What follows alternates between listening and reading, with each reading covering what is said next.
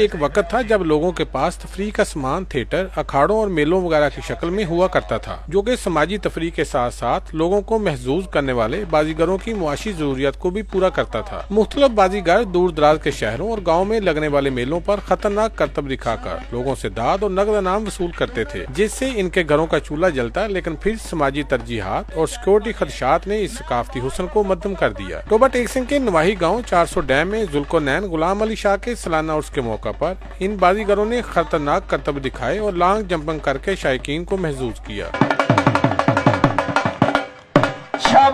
ڈول کی تھاپ پر یہ خطرناک کرتب دکھانے والے بازیگر نہ صرف اپنی جان جوکھم میں ڈالتے ہیں، بلکہ یہ لوگوں میں مسکراہٹ بکھیرنے کے لیے کسی بھی حد تک جانے سے گریز نہیں کرتے۔ اس موقع پر میجک ماسٹر نے اپنے فن کے جوہر دکھائے تو نوجوان نے بھاری لکڑ اور ننھے بچے کو کندھوں پر اٹھا کر اپنی طاقت کا مظاہرہ کیا۔ میلے میں بہترین کارکردگی دکھانے والے بازیگروں کو نقد انعامات سے نوازا گیا۔ کیمرہ مین رشید انجم کے ساتھ سلطان محمود، ٹوبہ ٹیک سنگھ۔